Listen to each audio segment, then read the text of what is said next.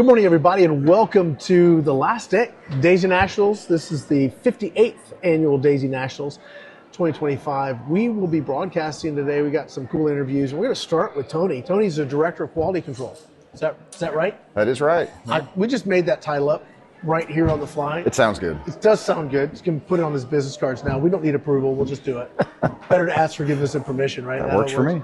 No, but seriously, Tony is the guy who makes sure everything works right, shoots straight, and yeah, we're going to talk a little bit about the show here, the event, and we're going to talk about the 499, which is the gun everybody's using for the BB side. Yes, it is. And it is the world's most accurate BB gun. We'll talk a little bit about that. So, Tony, first of all, how long have you been with Daisy? Been with Daisy for a little over 20 years now. Holy moly. 20 years. So you were pre-merger. Oh yes, yeah, I was before the Gamma merger, before the Crossman merger, before we became Iconic Outdoor Group. Yeah.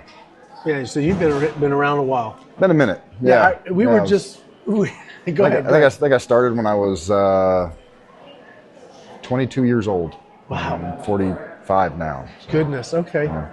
So was this like right out of college you jumped into this? Or? Pretty much. Yeah. Right out of school. What did you go to school for?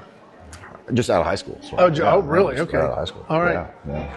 It took you that long to get out of high school. That explains a lot. A few extra tries, but I'm not a quitter. Can I have your phone? Tony, what's that? My phone. Tony and I actually kind of go way back, so we've been giving each other a hard time for a while. You got to be careful though, because if you can see he's a big dude. You really want to be nice to Tony, and he takes care of all my guns. So when things break that I break, I send them to Tony. Yeah, he fixes them. He breaks them. I do break them. I'm part of that quality testing. He makes sure that it's good when he gets in the real world. It's going to work. Yeah, no, you put him through the ringer for sure. Yeah. But anyway, so you've been here for 20 some years. Yep. And gosh, that's a long time to stay with a company. Why do you do what you do, man? It's rewarding, first and foremost, I never thought I would grow up and they would pay me to play with BB guns. Right, exactly. I'm with you there. I ran the fields, ran the hills as a kid playing with Daisy BB guns. Sure. My whole childhood grew up out in Southern California, so we had rolling hills and fields everywhere. Sure. And so just that aspect's great, found the company, as it became an adult, and it's been a great rewarding process to work with these guns, work with the kids, work with shooting education, work with gun safety. It's a great field. Yeah, and I actually kind of been, Tony, he takes his job really seriously. So I remember when we were trying to introduce some guns and they didn't, we won't talk about names and stuff, but we were trying to introduce a particular thing. It didn't quite live up to your expectations, and so the whole thing gets scrapped. If it doesn't pass Tony's QC, it doesn't go on the shelf. Yeah, and that's actually that commitment to making sure that people get quality product is really important. Yes, Sue? He needs to move his mic down a little. His beard keeps rubbing. Let me reposition the mic. You can just put it on your shirt or on the tie. There you go. Getting yelled at already. Yep. There we go. How's that? That's better. Does that work? Okay. Yeah. So I know that what that was. I know that Tony takes his job seriously on the QC side of things, and I bet you it's been you've had a bunch of learning curve to go from from Daisy to Gamma, now from Gamma to Crossman. You've got like stuff that you're having to constantly look at and go, okay, now what do we do with this? And how do we make this work? And absolutely. Daisy was primarily some pump guns and spring guns. That's kind of where I got my start. Gamma came along with the brake barrels, larger brake barrel guns, and then the whole nitro pistons, right? That power plant, and then of course now we've got Crossman and BSA with their PCPs, and that's a whole nother field, a whole nother world of complexity. Yeah, so you got your hands full. Oh yeah, it's always something. Well, here at the show, here at the event, I say show, it's really not a show, but here at the Nationals, all of the competitors are shooting the Daisy 499. Now, the Avanti 499 has been around for how many years? A long time. Oh, since the 60s, 70s. Right. So this is something that if it ain't broke, don't fix it. Yeah, kind of thinking. started out with the model 99 and then transitioned to the 499. Okay. So this BB gun here, we got one here on the table. This is a single shot, super precision. This is what all the youngsters are shooting. Tell me a little bit about this gun and why is it like, because it looks like a Red Ryder, kind of. It's beefier, meatier stuff, a little bit thicker and obviously more robust, but it looks like a Red Ryder. But why is this so much more accurate than your typical Red Ryder? So really it just comes down to consistency of components. Okay. Consistency of velocity and consistency of your barrel and your BB. That's really the difference. Other than that, yeah, I mean it's very similar to the Red Ryder, single cock, single shot. This model here though, the 499 has a removable shot tube. Okay. And that's really one of the secret sauce things, right? Is that shot tube? And that is, yeah. This shot tube. And when you're talking about accuracy, you're talking about the BB coming down the barrel and just hitting that same point on the target every single time. Right. You know, repeatedly. So how do we maintain that? Right. You know? And that's to get rid of as much variation as you can, as much external influence on turbulence around that BB that you can. So when that BB floats down the barrel, it's undisturbed. The air is smooth. It's got a single track that it's shooting out of. So, gotcha.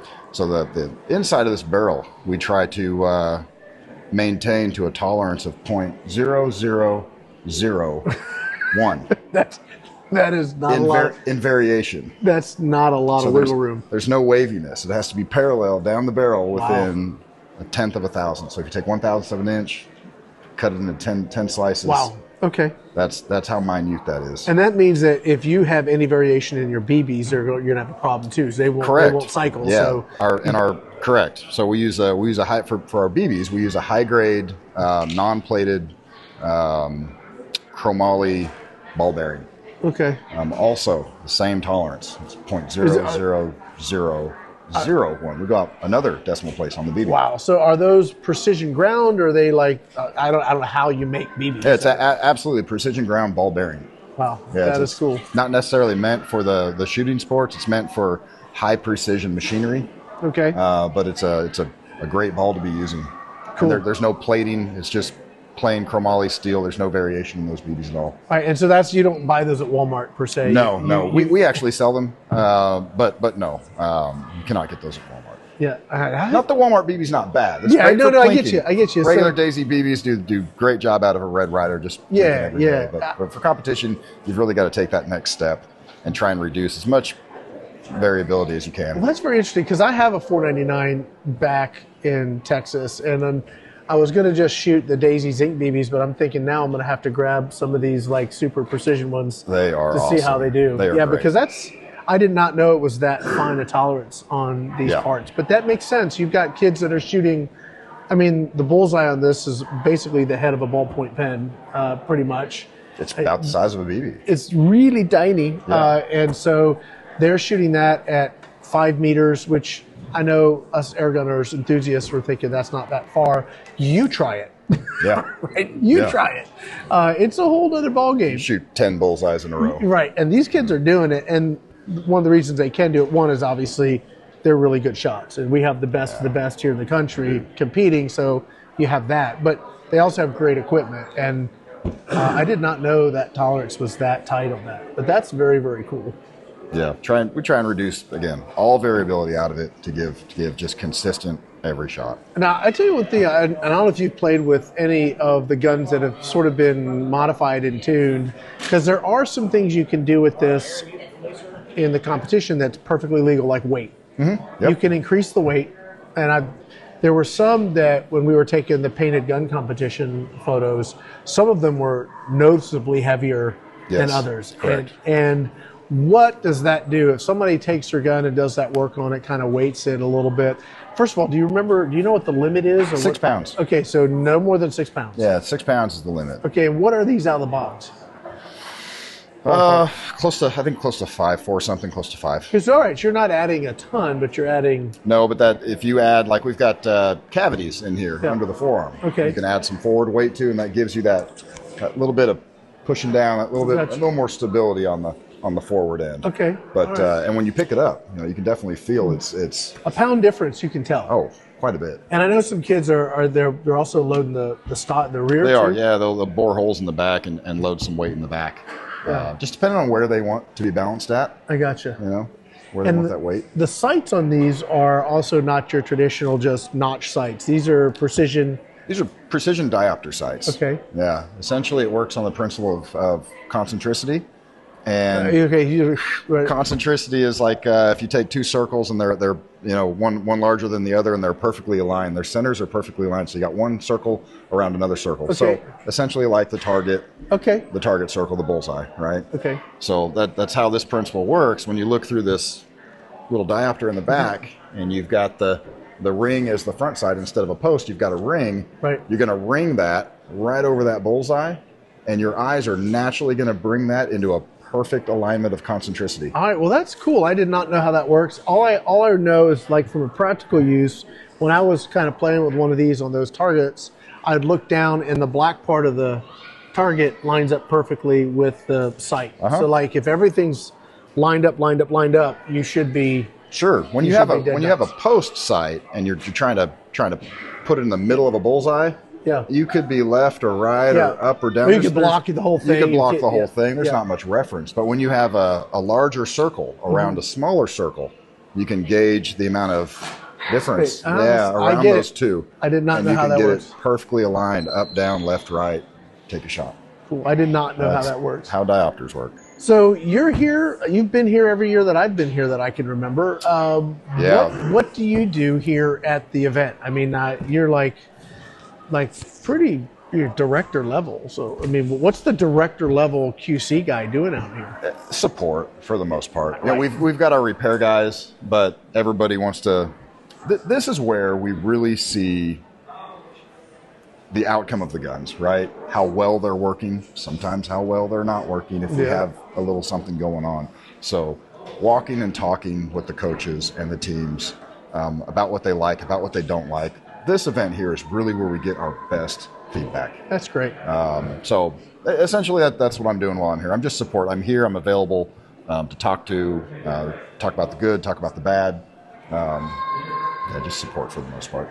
And I wanted to show really quickly, if you guys are interested in, you've got a youngster that wants to shoot. Now, beautiful thing about these is that you can set something up in your living room, literally. If you've got 15, 16 feet, you can have your own private range. Yeah, we're only pushing about 240, 250 feet per second. You're not going to blow a hole through several walls. A light backstop really is all you need. Something draped to hit and drop a BB. Yeah, they have like pieces of carpet or cardboard, sure. So what I wanted to show, though, if we switch over the computer, if you guys are interested in this, Daisy sells these guns. So you can buy the match rifle if you have a youngster, or hey, you're just a guy like me who wants to shoot in his, in his basement or his living room or something. And because trigger time is trigger time is trigger time. It is. And if you get really good with this, it's just going to translate. It's going to translate upwards. So if you get really accurate with this, you're going to be really accurate with something else. Just because you're only shooting at 5 yards, I say only air quotes. If you're shooting a really, really, really tiny bull and can hit it, that just means you're going to be that much more accurate when you go out to the range or whatever. But something like this is super cool. It's not that expensive. It's under $200 for a precision match rifle, and you can get it at Daisy's website. So I've got it here on. If you go to daisy.com and search for the $499, you actually can pick one of these up. It's very, very cool. So I wanted to let you guys know, if you're interested in either yourself getting something that's super precision. Can they buy the BBs here too?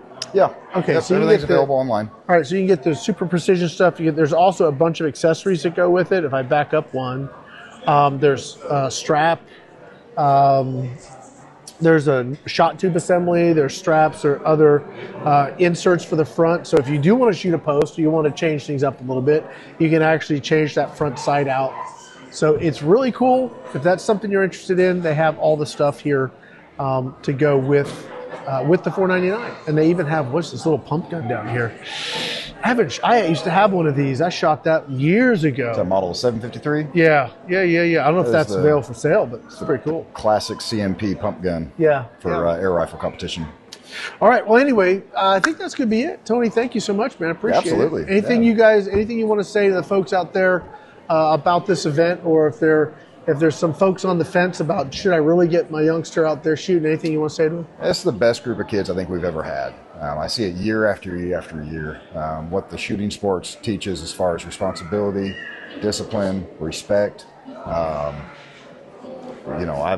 It's just great kids. It's a great program. There's camaraderie here. I really don't see any No downside, really. downsides to it, man. And it just, again, year after year after year, it just produces a really great group of kids. Well, I would agree. I mean, we've come here several years. I think Sue would also agree that what we witness here is, it's sort of, I've never actually witnessed it anywhere else. Yeah. And it's pretty awesome, and we enjoy it. We love coming out here. So, Tony, thank you so much. Appreciate you coming on. That's going to wrap up for this segment. We'll have some more interviews coming up here shortly. My name's Rick with Gateway to Airguns, AirgunWeb. We're here with Let's Talk Airguns at the Daisy Nationals, 58th Daisy Nationals in Rogers, Arkansas. We'll be back in a little bit. Thanks for watching. See you next year.